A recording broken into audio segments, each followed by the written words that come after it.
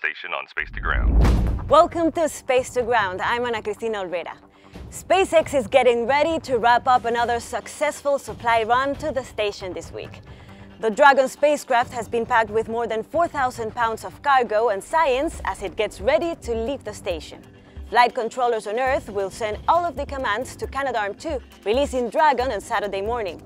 The capsule will fly away and eventually splash down in the Pacific a few hours later, where it gets picked up by SpaceX and brought to California with some of the science offloaded immediately to head to labs all over the country. And with over 2,400 pounds of samples coming down, there's a lot of different science headed back to Earth. The crew spent the last few weeks completing science experiments that arrived on Dragon and packing up samples that will continue to be studied here on Earth.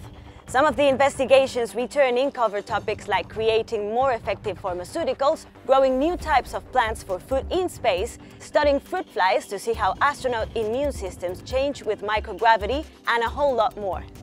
This week, one of the students talking to the astronauts as part of the Year of Education on Station was wondering how the astronauts spend their time off together. Turns out they're pretty multi-talented, even when it comes to relaxing.